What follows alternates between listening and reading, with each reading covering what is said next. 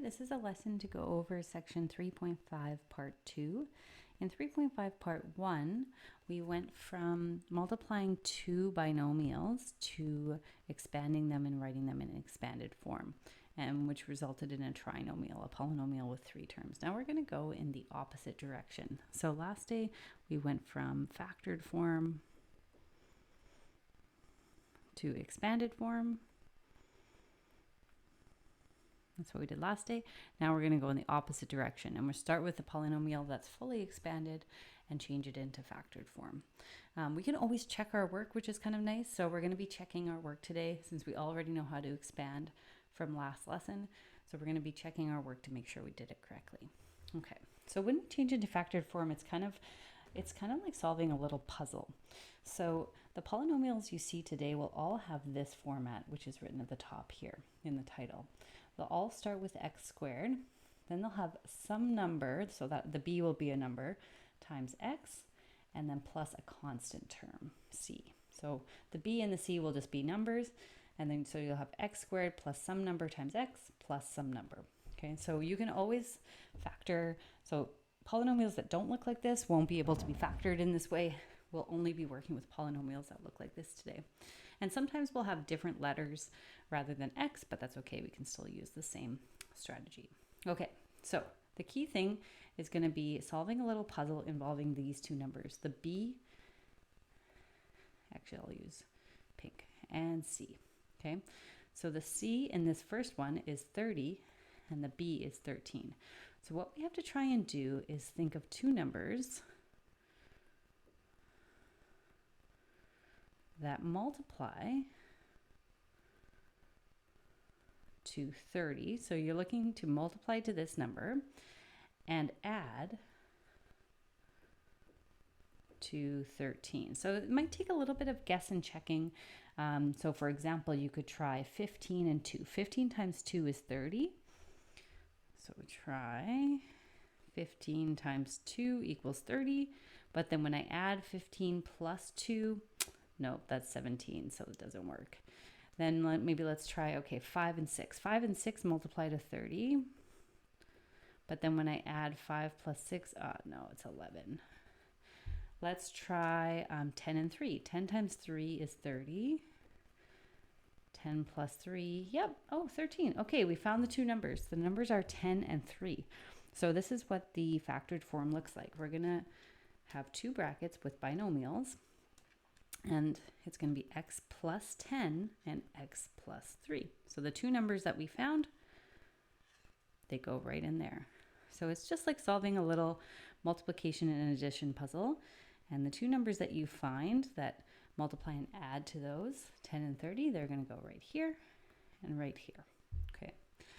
Now we're going to just use what we did last day to check our answer. So this again is called factored form.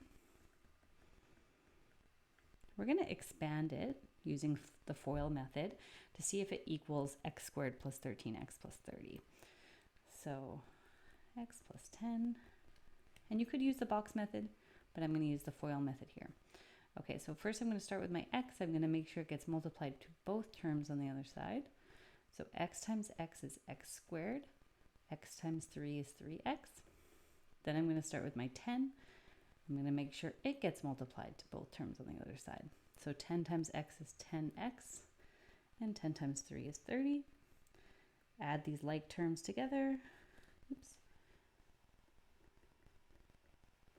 So I get x squared plus 13x plus 30. Oh, yep, I've matched the original, so we're good to go. So the expanded form and the factored form are equivalent. So again, this is called the expanded form. Okay, let's try again. This time we're going to have some negative numbers. So the puzzle will be slightly more challenging to solve. Okay, but the same puzzle, it's always the same. So you're going to try and add to the number that's next to the variable. So in this case, -2.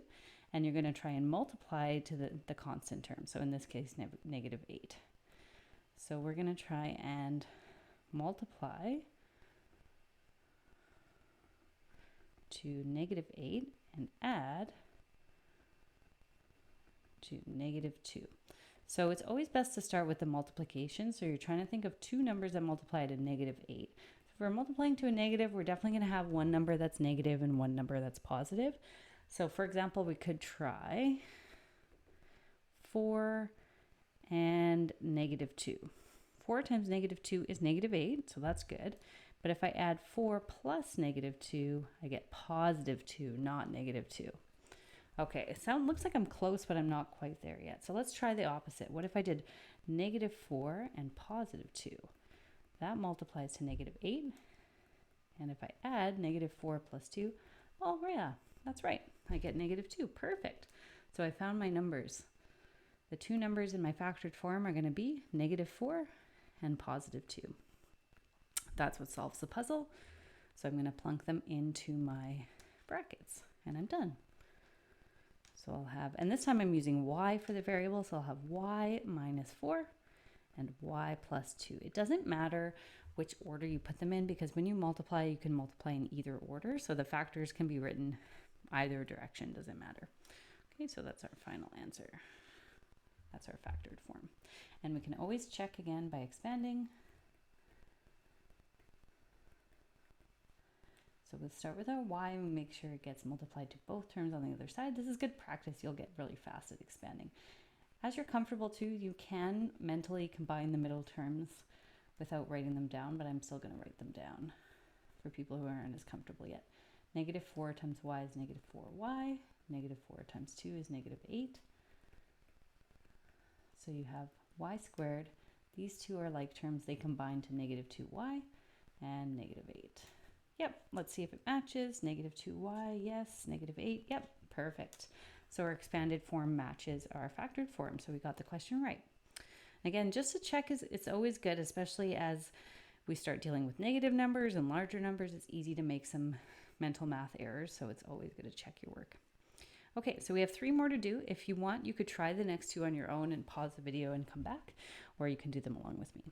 I'm going to start going a little bit faster. Okay, so we're going to solve our puzzle again. This time we're dealing with a negative number. So our sum is going to be -12. And our product, the two numbers we want to multiply to, is 35.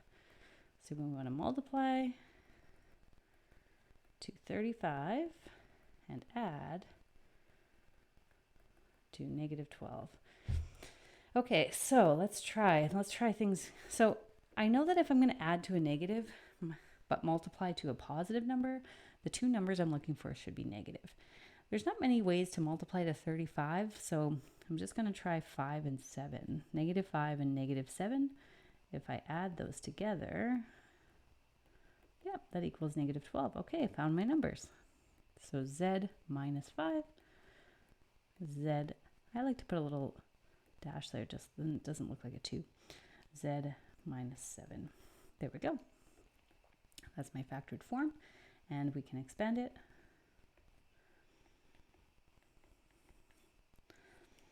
So z gets multiplied with z to make z squared. Z gets multiplied with -7. -5 gets multiplied with z. And -5 gets multiplied with -7. Z squared minus 12z plus 35. When we add those two like terms in the middle, it equals -12z. So let's see if we match. Yep, we're good. So again, this is called factored form. And it's equivalent to the expanded form. They're just written in different ways, and we can go back and forth by factoring or expanding. Okay. Next two are going to have a slight change to them, slight difference. The first one looks a little bit different than the other ones. Just take a second to have a look at it. It's just written in a different order. So typically we have the x squared and then the number times x and then the constant term, but this is written in another order.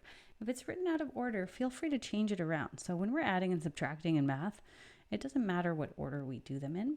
So I'm just going to switch it around so it's how we're used to seeing it. So sometimes change in order will trip students up, but all you have to do is switch the order up. Okay, and then it's the same puzzle as before. So again, if you want to skip ahead, if you feel comfortable solving these puzzles already, go ahead, but I'm going to do it here. So we're going to try and add to 7 and multiply to -30.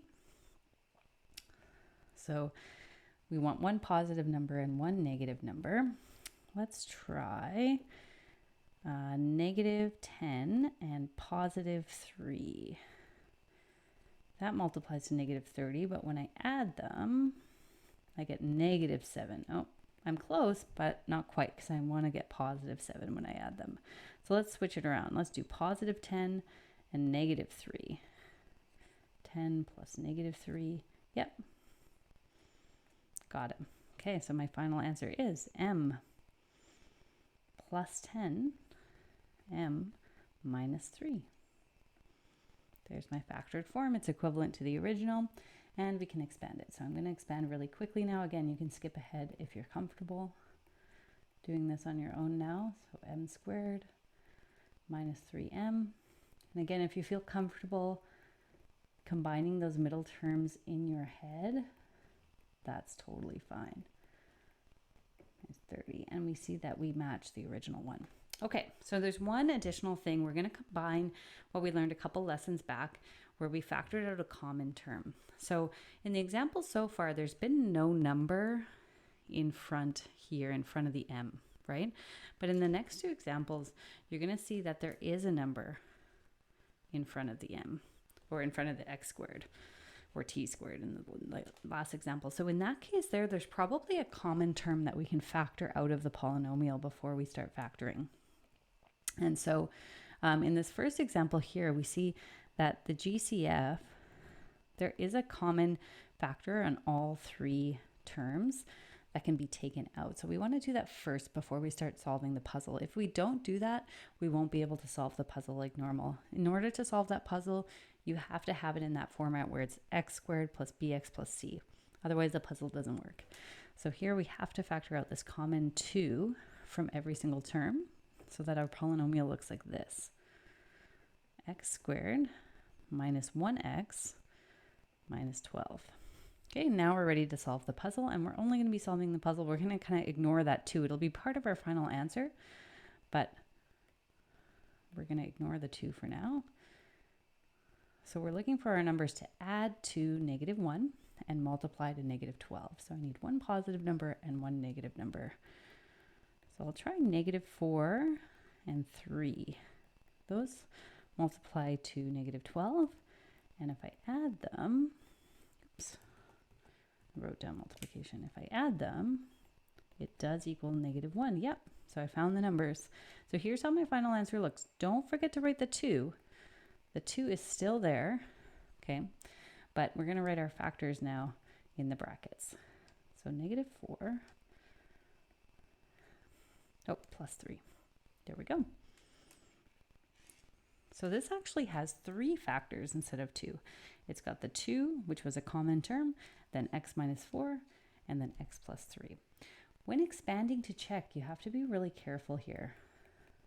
What you want to do is kind of go in the reverse order. So what you want to do is expand the brackets first, then multiply in the 2, okay? So first we're going to expand the brackets by foiling, okay? And I'm going to leave the 2 on the outside for now, okay? So x times x is x squared, x times 3 is 3x, then I have -4x, and then -12. I'm going to collect the like terms. So 3 minus 4 is -1. Now I'm going to multiply in the 2, and it's going to go into every term. I'm going to use a different color so we can see it. Okay. And this way I can check back with the original polynomial. 2x squared, 2 times -1 is -2x, and -12 times 2 is -24. This matches the original polynomial, and so that is good.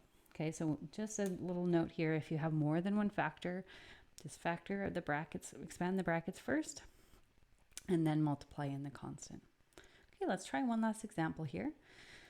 Here we have -4t squared minus 6t plus 128. So I mentioned before, if there's a number in front of the x squared term, we cannot solve the puzzle as is. We should look for a common factor. So here, every single term actually can be divided by -4. We want to divide by -4 so that the initial term is positive. So the GCF here, I'll just write, is negative 4. I forgot to write 2 here. There we go. And so I get negative 4 on the outside, t squared. So negative divided by negative is positive 4t, and then I have negative 32. Okay, now I'm going to solve my puzzle. So I need two numbers to multiply to negative 32 and add to positive 4. So I need a negative and a positive. So I'm going to try.